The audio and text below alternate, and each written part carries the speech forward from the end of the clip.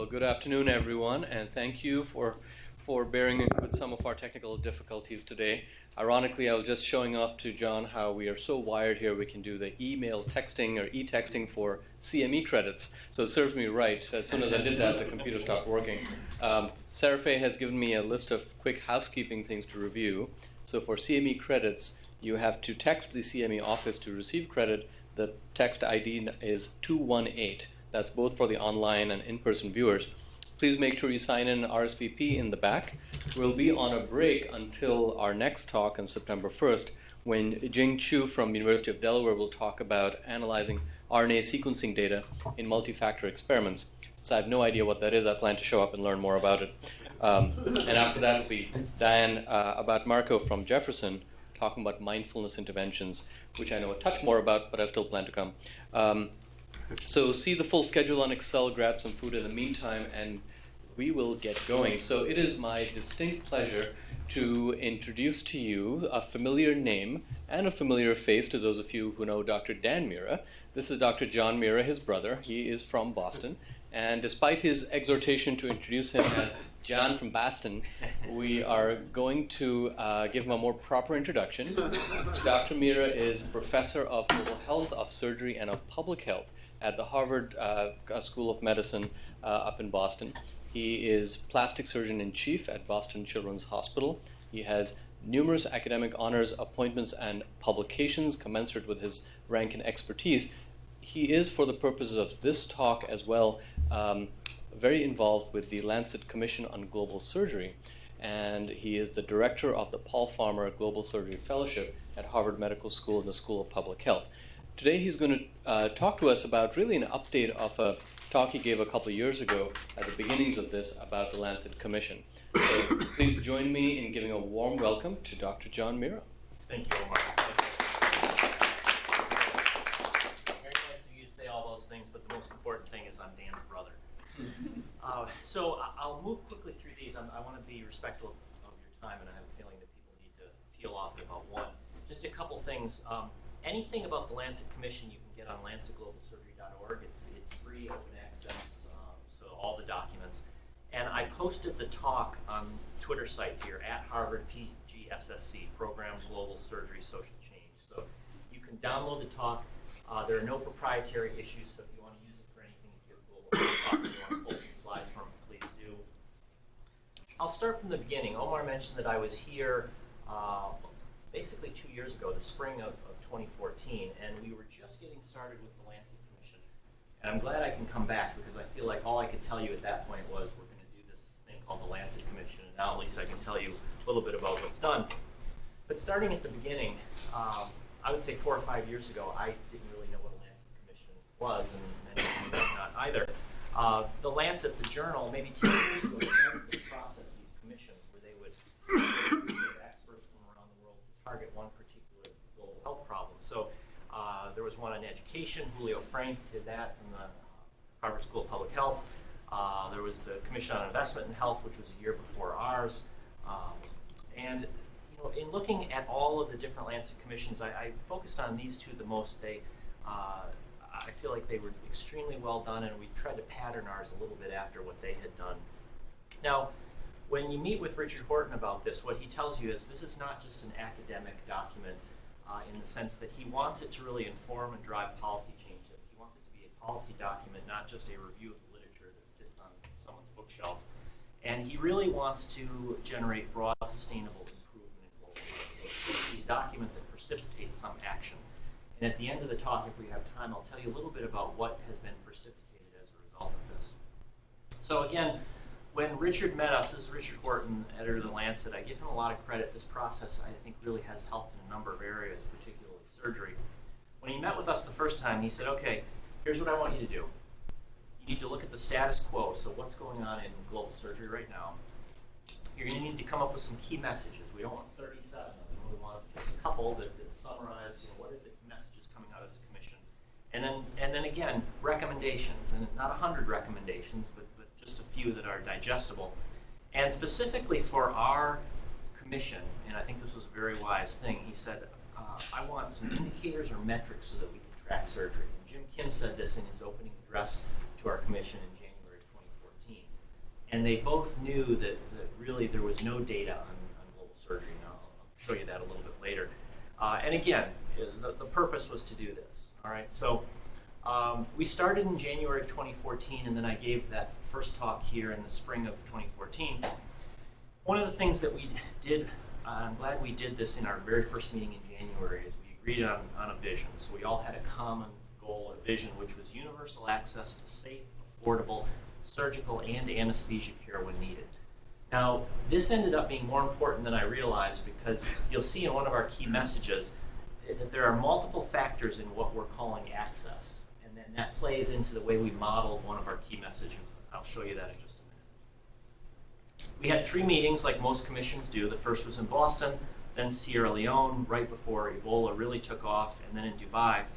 We did something a little different. We had a 4th meeting in Bellagio that the MacArthur Foundation funded, an entirely different group of commissioners. So we had a group here, and then we called in a whole new group of people, Ministers of Health, USAID, DFID, et cetera, because we had roughed out the document here, and we brought the document to Bellagio and said, okay, here it is.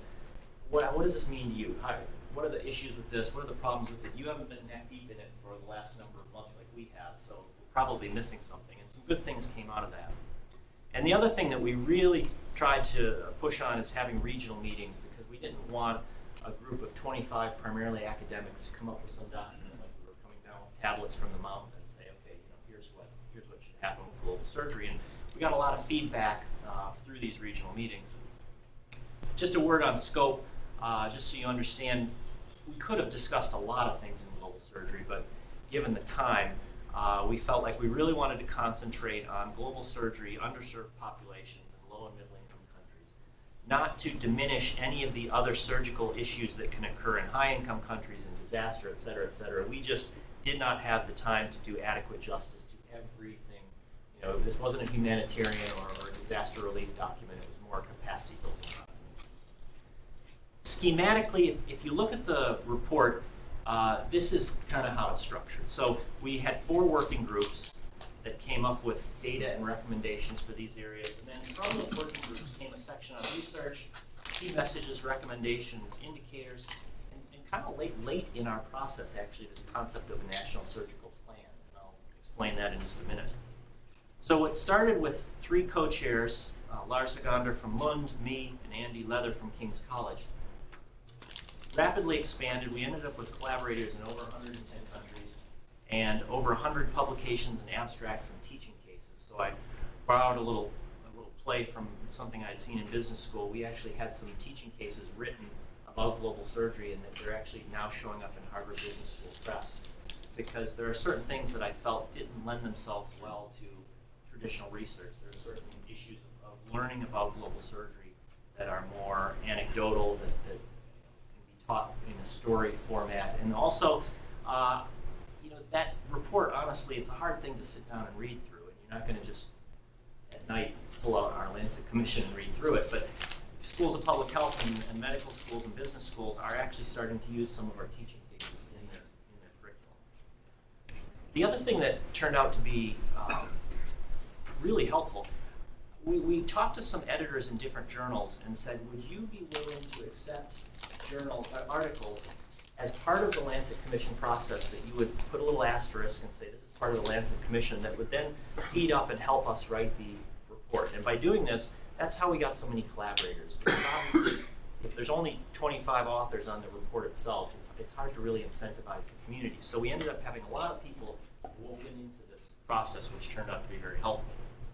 So I'm going to show you Jim Kim's second video address. This was the address he gave in April and May, the 2 launches we had in London and Boston of 2015.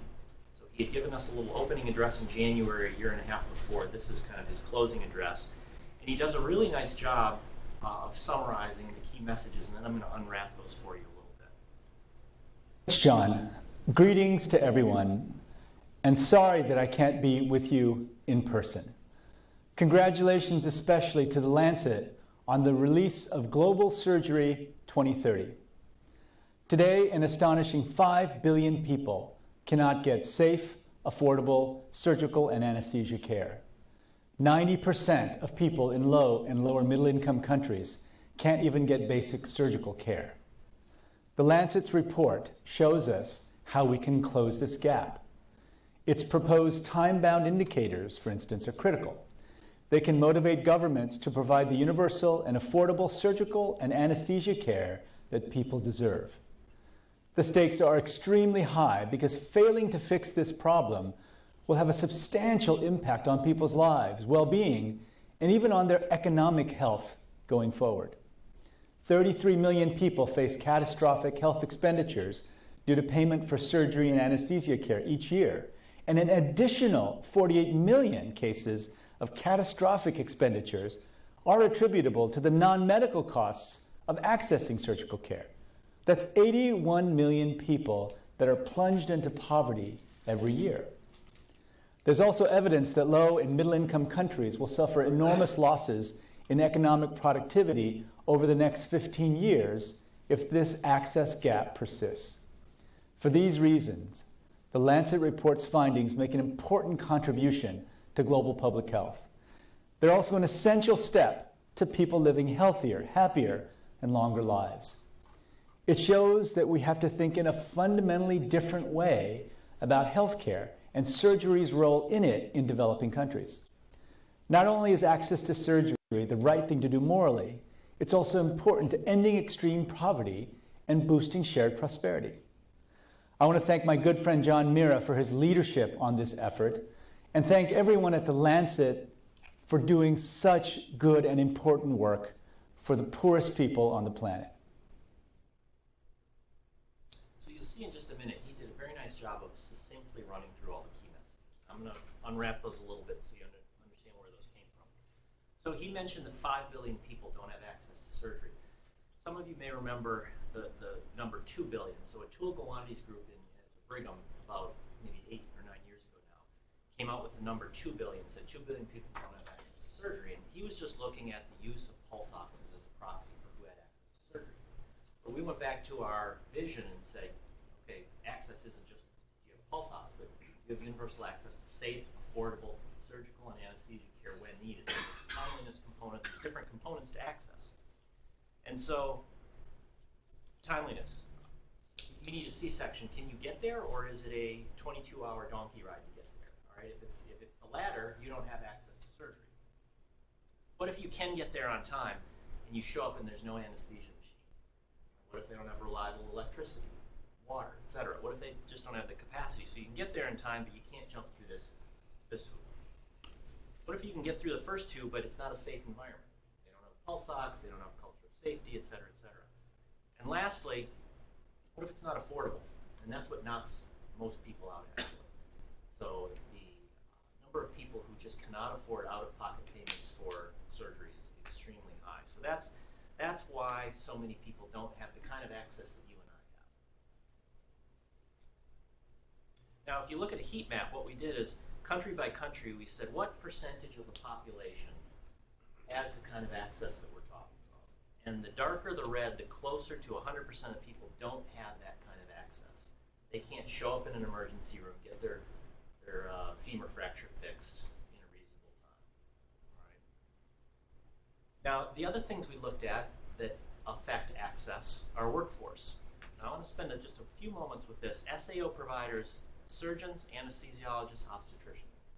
We did a project with the WHO and looked at these provider numbers per country and said, how many of these per 100,000 are there? Just to give you a frame of reference, the US is over by the clock. Now, interesting, if you plot these numbers against any World Bank outcomes, pick anything, under 5 mortality, whatever, the curve looks something like this. And the next thing we noticed is that above 40, health outcomes don't seem to change much. Below 20, you have some high variability in health outcomes. Then there's this kind of transition zone between 20 and 40. And I'm always quick to say, you can't prove causality here. I'm not saying that all you need to do to solve surgery is crank out more surgeons, anesthesiologists, and obstetricians. There's a surgical ecosystem that's required. But at least it's a starter in terms of talking to a Ministry of Health and saying, okay, if you have one SAO provider per 100,000, which many countries do, they don't even have one of each. Right? On average, they have less than 3 SAOs per 100,000. probably not a great number. If you're like the US and you're over here, that's probably more than you need. Maybe there's some rational number here. And so we ended up using, just so you know, we ended up using these numbers, 20 and 40, in our modeling exercises. So for example, it's just interesting to note that 44% of the people in the world live in a country with an SAO density less than 20. If you said by 2030, let's get them to 20, that's how many new providers you would need. 3/4 of the world lives in a country with an SAO density less than 40. This is how many you'd need to get there by 2030. And remember, the US is 3 times that, so just to give you a frame of reference. Key message 2, 143 million more procedures are needed annually just to meet some basic delivery levels. So there are about 330 million procedures done per year now. Right? So that's quite a leap. Easier to understand when you recognize that the poorest 1/3 of the world receives about 6% of the world's procedures. So US and Europe doing way more than their share of surgical procedures. Africa, India, Southeast Asia, they do far less than are needed. Now when you look at volumes, again, this is a little bit like that SAO data. This is surgical procedures per 100,000 population. And we plotted it on the x-axis here. It's 5,000, 10, 15, 20, 25, 30. The US is over here. We do about 28,000 procedures per 100,000 people. Now you notice below about 5,000 to 7,000, you have all sorts of outcomes. And you can, as I said, you can pick any World Bank outcome and this relationship is about the same. Above 5,000 to 7,000, things don't change. In fact, the US in many outcomes is worse than some countries with far fewer surgical procedures, far fewer surgical providers, etc. So there's obviously countries that have too few and there's countries that have too many. But just, again, to get a starting point, we said, let's call 5,000 kind of a normative, reasonable number. European countries are over here. Middle-income countries tend to be about here, just to give you a frame of reference. One of the things we also did in the report is we borrowed something from the maternal health literature, this concept of the 3 delays. You may have heard of this in maternal health world. The first delay is delay in seeking care. Second delay, delay in reaching care. Third delay, delay in receiving care. This was just a construct so that what we did is we looked at the first delays in surgery and said, why are they? How could you address them? What are the second delay causes in surgery? What are they? How can you address them? Same for the third delay. And you'll see in the report, it's just a way of categorizing how to deal with issues. One of the things that came out of our third delay analysis, which has actually, you never know what's going to take root and what isn't, this concept of the bellwether procedures has really taken off and it's being talked about quite a bit. We worked with the WHO and looked at their facility level analyses of their district level hospitals and said, are there procedures that are predictors of district hospitals that, for lack of a better term, look like real hospitals? All right, so can you find some procedures that are proxies for a hospital that functions the way it should? And as it turns out, the district level hospitals that were doing these procedures, these 3, which we ended up calling bellwether procedures, could do a much broader range of surgical procedures than hospitals that couldn't do these. Now, it's a little bit of circular logic because, of course, if you can do these 3 things, you have staff and stuff and instruments and whatever. But it's a useful construct because you frequently have people from ministries of health saying, John, just tell me, what do I need to do? I have these 6 district hospitals. Tell me what I need to do to make it run like a real district hospital. And it's nice to be able to say, look, if you can get that district hospital to the point where you have the people and the things to do cesarean deliveries, open fractures and laparotomies, at least you have a framework. If an ophthalmology group wants to come in one week, if a cleft group wants to come in the next week, you have an appropriate platform to provide surgery. And here's what the data looked like. So the purple are the district hospitals that could do laparotomies. The pinkish color are the district hospitals that could not do laparotomies. And you can see the difference in the other types of procedures that they could perform. And it's true for cesarean delivery and other OB-GYN procedures, and it's true for open fractures and other types of trauma and orthopedics. Key message 3. 33 million people face catastrophic expense paying for surgery and anesthesia annually. That's for direct medical costs. include indirects, travel, lost wages, et cetera, et cetera. As Jim Kim said, it's about 81 million, which at first didn't mean much to me until I realized I lived and worked in Australia for about 5 years. This is 4 Australias. 4 of Australia's population every year is plunged into poverty because they're seeking surgical care. This doesn't account for the people who give up in that first delay category, who just say, I can't get there, I know I can't afford it, I'm not even going to show up to have my surgery. Now, why is that true? Well, not hard to believe when more than 3 billion people live on less than $250 a day. You go to Haiti and let's say a femur fracture costs $700, and you think, well, that's not bad, but if you're living on $250 a day, $700 is going to knock you out of contention. That brings up this issue, which when we started the commission, we didn't realize how important this was going to be until we started to peel back the onion on some of these financial issues. You can't scale up surgery unless you address financial risk protection, because you actually impoverish your population. So you lose the economic benefit that I'll show you in a few minutes. And why is that? What is it about surgery? Well, often it's time critical, life or limb threatening. But very often you don't plan for it. It's unpredictable. You can't plan for the financial consequences. No one I've ever met has a savings account for their femur fracture. That's just not the way people think.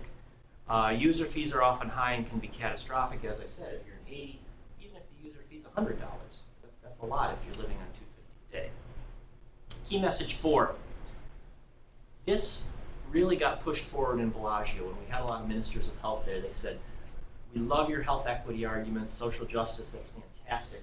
But the reality is I have to walk across the hall and go into my finance minister and say, I need more money to build a district hospital. I need more money to do surgery. I'm going to need some economic arguments for you guys. So we really took that seriously, and after Bellagio dug in, did some modeling, and said, what would it take to get surgical volume to that kind of normative level? What would it take to get enough workers that we were talking about before, that type of thing? We came up with a 15-year number of $350 billion, which people see that and think that's ridiculous, that's too much. But on the other end of the spectrum, we looked at what is surgery doing to economies. And it looks like it could be clipping about $12.3 trillion off emerging economies. So the question is, is it worth it to invest this much to potentially get some of this growth, this GDP growth back? The other thing I'll say about this number is, this is a 15-year number. If you consider that world GDP is $70 trillion a year, divide this by 30, or by 15 rather, this is 1/30 of 1% of world GDP every year. 1/30 of 1%. So if you ask most people in the room, would you be willing to pay 1/30 of 1% of your annual income per year to give people access to surgery? Most people would think that's a reasonable trade-off. The other thing we did around economics is we came across this article by Jeff Sachs about malaria from 2001, where he did some modeling that showed that malaria could be taking about 1.3% of GDP off emerging economies. And so we did something similar looking at surgery, and it looks like as we approach 2030 in low and middle income countries, surgery might be reducing GDP growth by almost 2%. So, the global health, the world health, community went crazy with this number, said that's outrageous. That's inappropriate and unacceptable. So, surgery is in that same category in terms of economic impact. The other thing that came out of our analysis was amazing that there's no accounting for surgical expenditures. So if you look at countries and say, Minister of Health, could I please have some idea what you're spending for surgery? We looked at 958 national health accounts. And of course, the two that you would expect, they did report their surgical expenditures, Georgia and Kyrgyzstan, of course. Amazing, they were the only two that had any type of reporting on what they were spending for surgery. So it's this big black box. You have no idea what you're spending. You have no data on outcomes. How can you possibly manage a system where you don't know what the financial inputs are or the clinical outputs? This is a direct quote from Jim Kim in his first address to us in 2014. He said, surgery is an indivisible, indispensable part of healthcare. And that's important for two reasons. One, it's amazing to have the president of the World Bank make a comment like that about surgery, because surgery has been largely invisible in the global public health world. And two, we all felt very strongly that we shouldn't be advocating for surgery as a separate thing. It's not a standalone pilot or separate and distinct project or expenditure, that you need to really weave surgery into the entire health infrastructure. Now, one of the reasons that it has to be woven into a global health delivery system or a national health delivery system is that upwards of a third of human disease requires surgery or surgical decision making. Obviously, not everyone with head trauma has to have a craniotomy, but people need to understand the processes and what the indications are for surgery. Not everyone with belly pain needs a laparotomy, but they might.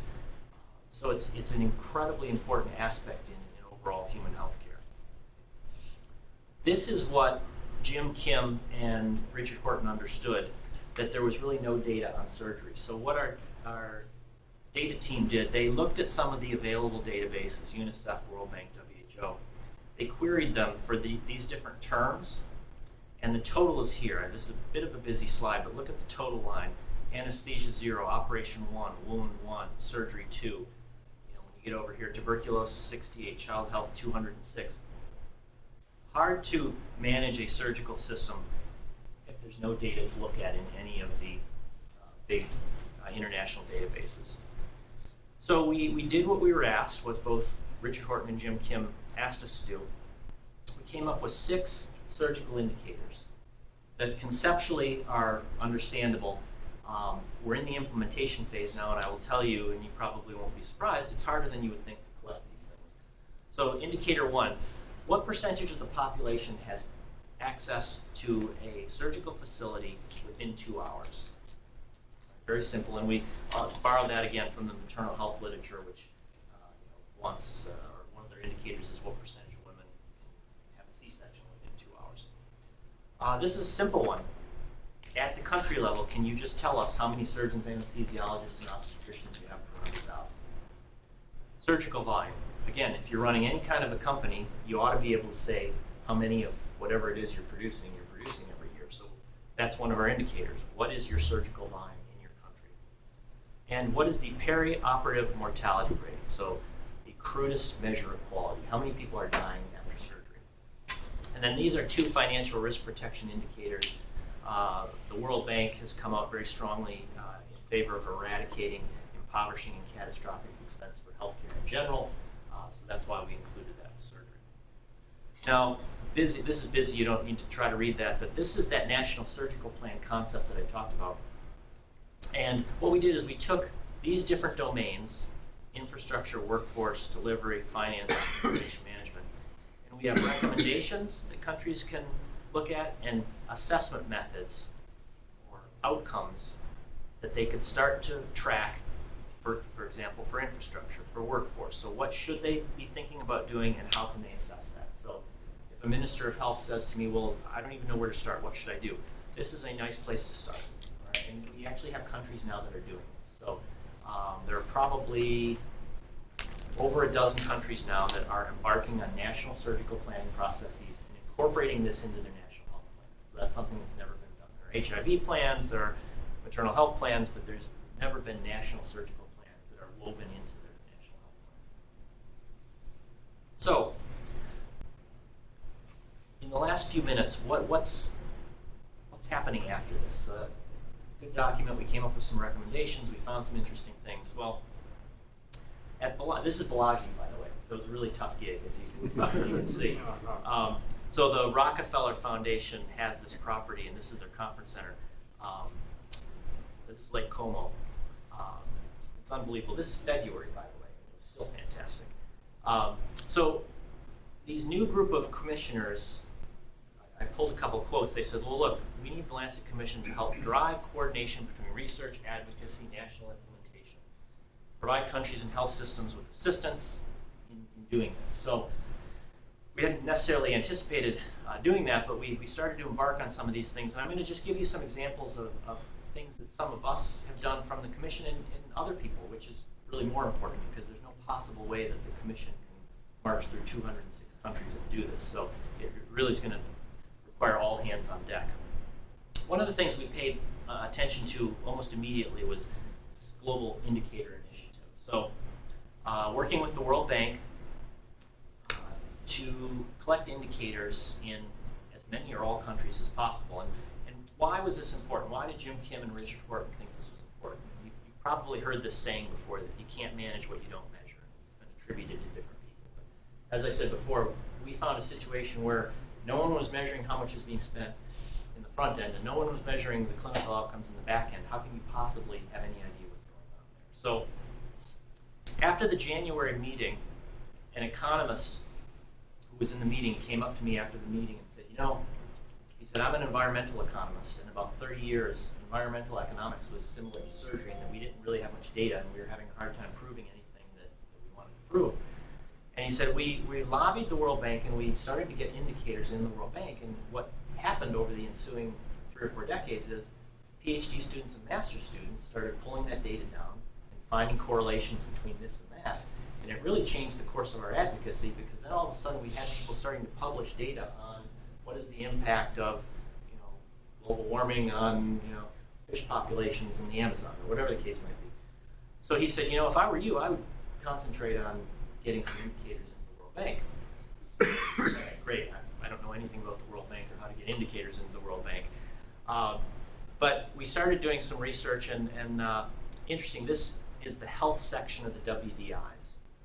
And there's nothing on, you won't find anything about surgery or anesthesia in here. Right? Well, April 15th of this year was a fantastic day. I'd like to tell you it was a fantastic day because that happens to be my birthday. But it was a fantastic day because they published 4 of our Lancet Indicators. And they accepted these 2. We just didn't have enough data yet. They like about half the countries of the world have representative data. We just didn't have enough on 2-hour access or perioperative mortality. So for the first time ever, the World Bank WDIs will now have surgical indicators in them. So hopefully, I want master's and PhD students to start using that data to start publishing things on that. And I give the World Bank a lot of credit. Not only did they accept them, but on their blog they started publishing them. The indicators, they have some graphic tools so you can look at different countries and whether it's SAOs or whatever. So I really think they did a nice job, and they've been proponents of our work. The next thing we did is more granular look at different countries. So Brazil said, hey, can you help us look at subnational indicators? So it's great to have national averages, but what does it look like? It's good to have a picture here, but what does my country look like even at the district level? And so we did that with the University of Sao Paulo. One of our commissioners, Nivaldo Alonso, works there. And you won't be surprised that we found a lot of variation, so the colors tell the story. This is SAOs per 100,000. There are some states that look like Africa and some of these blue areas that look like New York City. All right? So a national average is not the whole story. And so some of these state governors were so thankful. They said, oh, thank you for doing that, because I need to then lobby my federal minister of health to say, hey, we're not doing so well here. You need to help us. National numbers don't do that for you. So this was a quick glance at national Lancet surgical indicators, but again, those don't tell the granular story state by state or region by region. Here are 2 different areas in Brazil. This looks a little bit more like Africa. That looks a little bit more like Boston or Wilmington or Philadelphia. National surgical planning. So I alluded to the fact that a lot of countries are starting to do this, and I'll tell you the story of how it started. So we hadn't necessarily planned on that being a huge aspect of what we do, but Emmanuel Makasa is the Zambian representative to the WHO.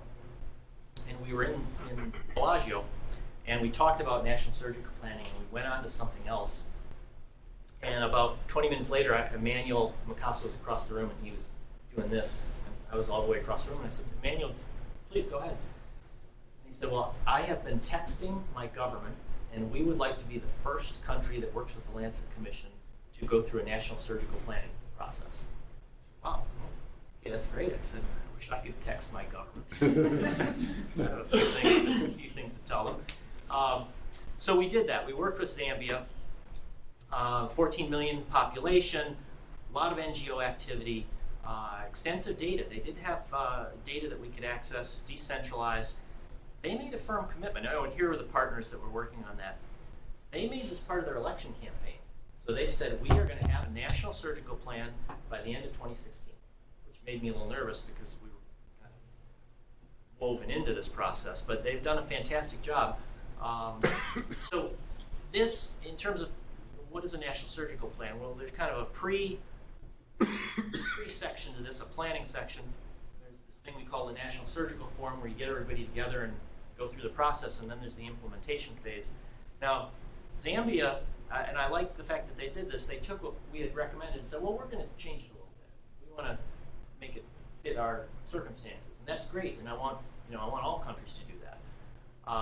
For example, they put together a writing workshop, which we didn't come up with that idea, they did. Here were 3 of our folks here, but the rest were from the Ministry of Health and from the Zambian Surgical Society. And they practically locked these folks in a room for a week and said, okay, here's the data, write something. And now they're going to have a costing workshop, and I guess they're getting all the finance people together, and they're going to cost this out. And then the goal is by the end of this year, that the Minister of Health is going to sign off on it, and it's going to be the real deal. So here's 2 of the surgical leaders in Zambia. This is one of our fellows who's helping. That's actually Emmanuel Makasa. He's been a huge advocate for us. And Kennedy Lashimpi is one of the surgical leaders there. Regional benchmarking. That's also something that's come up a little bit more lately. This concept of regional communities working together. And so I'm going to show you excerpts from a talk given by some friends of mine from Australia, Glenn Guest and David Waters. David was the president of the Royal Australasian College last year. About 6 months ago, they started working with the Pacific Islands to collect Lancet indicators and to start national surgical planning. I'm amazed at what they did. So they pulled together all these leaders in these countries. Literally within 6 months, they came up with 4 of the indicators for those countries. So this is indicator 1, 2-hour access. The green lines are Pacific Island countries. The yellow lines, that's some data that we had pulled together as part of the Lancet Commission. And you can see that the Pacific Islands run a broad spectrum from Nauru, which has theoretically fantastic access, to PNG, which has theoretically horrible access. Some of that's geographic. If you live in an archipelago of 47 islands, it's hard to have access to surgery. But then they're going to have different solutions than a country that just has one island. And that's the whole point of going through this process. Timor-Leste actually found something interesting. They found that they have 3 bellwether hospitals, and with those hospitals, they can provide 50% coverage to people within 2 hours. And they also found that they have 2 hospitals that are not bellwether capable. So what does that mean for the minister? Well, if I'm the health minister, don't build them more hospitals. Upgrade those 2 hospitals so you can get to 80% coverage within 2 hours. So simple, this is so obvious, simple stuff, but if you don't go through the process and know where your hospitals are, do a facility assessment, know what they're capable of doing, as a minister, it's hard to make decisions. And no health minister can do this on him or herself, by him or herself. So this is a valuable process. These are the other indicators. I won't bore you with those. It's not important other than just to show you that even in the Pacific Islands, you might think that one Pacific Island is the same as another Pacific Island, but you come to find out they're actually very, very different. And this is something interesting they put together. The back row is access. And you can see some of the islands that have theoretically pretty good access. And the front line is perioperative mortality. That's the green row. Some countries have pretty poor perioperative mortality. I found this interesting that, and somewhat intuitive, I would say, that the countries with great access seem to have lower perioperative mortality. Now, again, you can't prove causation. The numbers are so low. But this is the kind of thing that countries need to do as a region. And Emmanuel Makasa from Africa, he told me months and months ago, he said, part of the reason to do this is to generate some competition amongst different countries. One country is going to look at their neighbor and say, well, gosh, if they can have a perioperative mortality rate here, why can't we do that?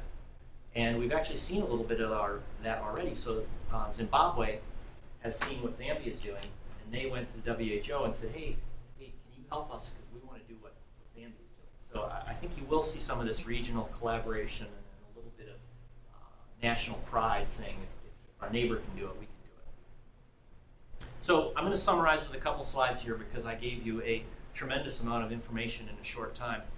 From the Lancet Commission, there are 4 things that really, I think, came out of the commission. 1, a common vision. 2, these 5 key messages.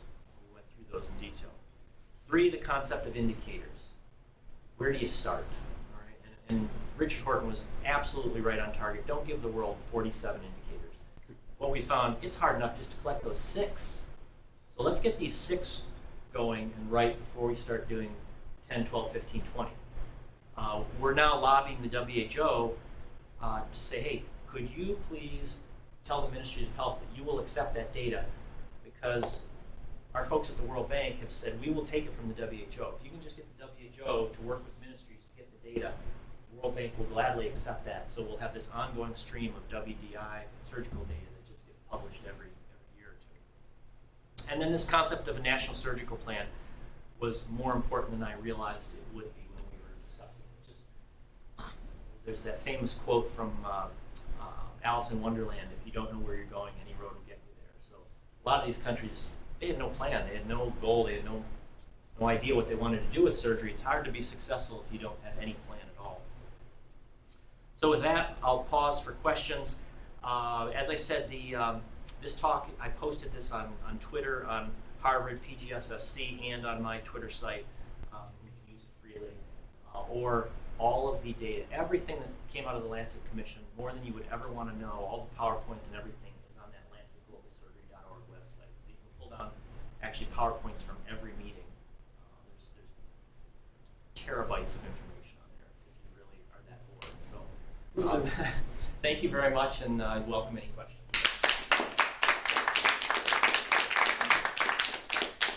Yes?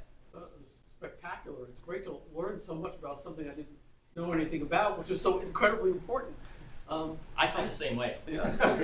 Going through the process, I was amazed how little I knew. I learned it all in an hour. It took you years. So thank you well, so much for that. Yeah. So one of the things you didn't talk about was the problem of political instability and violence.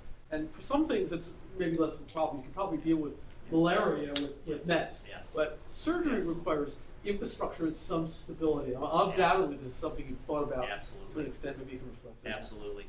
At the beginning, I showed you that tree, and we decided to go off to the left and just look at LMICs and mostly capacity building.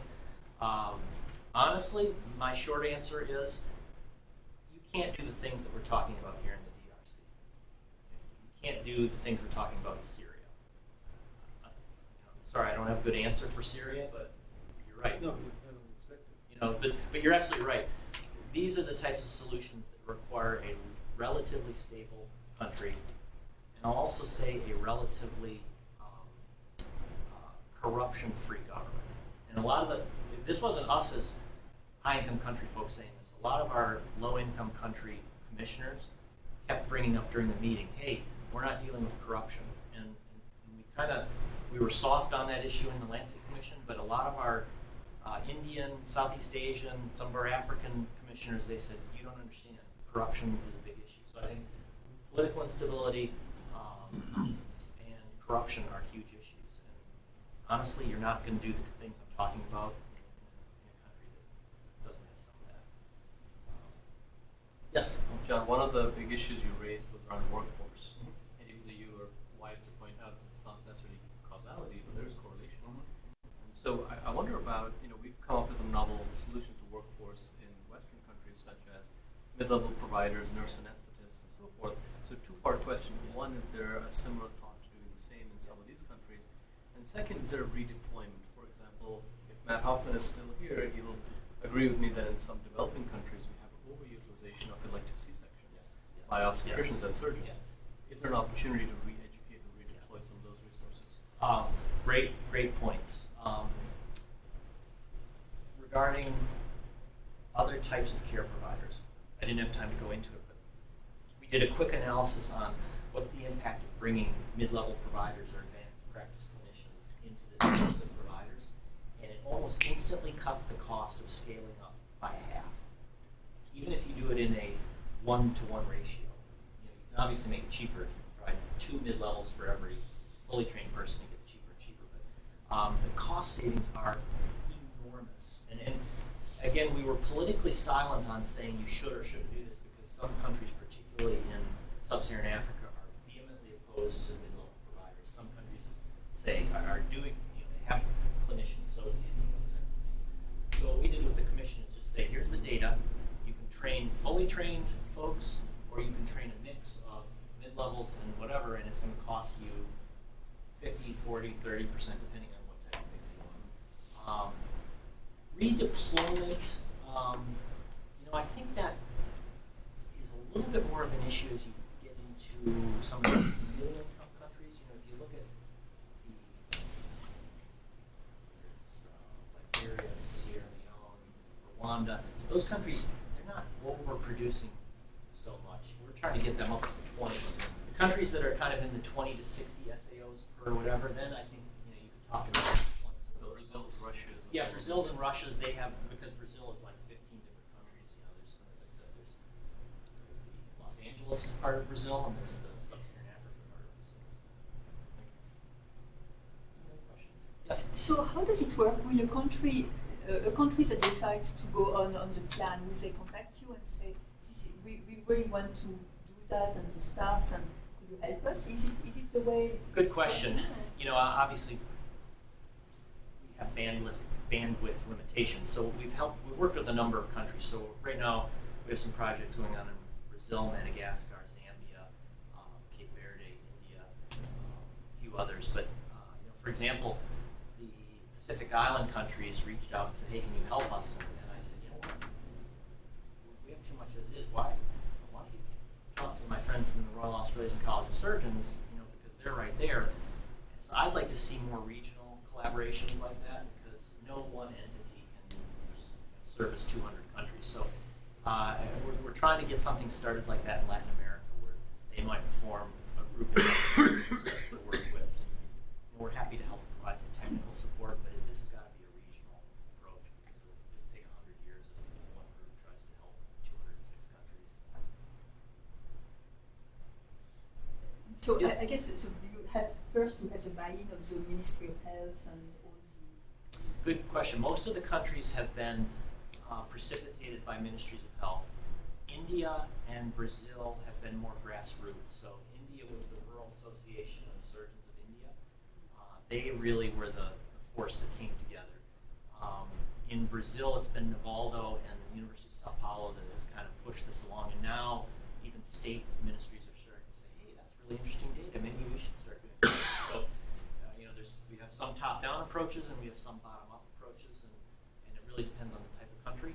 With India, it would have been impossible to have a top-down approach because their Ministry of Health is really not that impactful countrywide. The state ministries of health are much more important there. And I think I've heard that Pakistan is much more like that. You couldn't just walk into the federal Ministry of Health and make broad-scale changes throughout the country. So there are countries where you could go to a ministry, and then there are countries where you probably have to start something more regional. That's a good data question. Yeah. You mentioned the WDIs, which was great to see the cervical indicators on.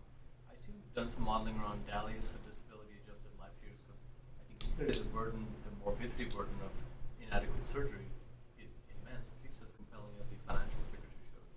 And that might be something of currency to the WHO and the World Bank like DALYs. We didn't do too much with DALYs for a couple reasons. One, Jeff Murray's group in Seattle, that's kind of their wheelhouse. Two, most human beings, including ministers of health, don't really converse in DALYs. Some do, but it's hard to conceptualize what a DALY means. So we try to do everything in dollars, because most people understand. They know what $350 billion means. They're not sure what 247 billion DALYs means. So my personal bias is I'm not a huge DALY fan. I'll use it in some circumstances, but the construction has limitations, and just from a psychological standpoint, it's hard for people to get their head around what DALY means. We won't share this with Chris Murray. No, don't tell Chris. Yeah, I work with his sister, so don't. Any other questions? Yes. So as you build more resources, whether it's new hospitals or expanding the capabilities of current hospitals, you also want to make sure that there's robust supply chain or supply network for materials to flow in and out, and you want to make sure that's a good foundation for logistics and all that. Absolutely. So is that a problem given these are underdeveloped countries? That's a very good point. That working group, remember I showed you that colorful slide with those different working groups? Well, we had one working group, healthcare delivery and management.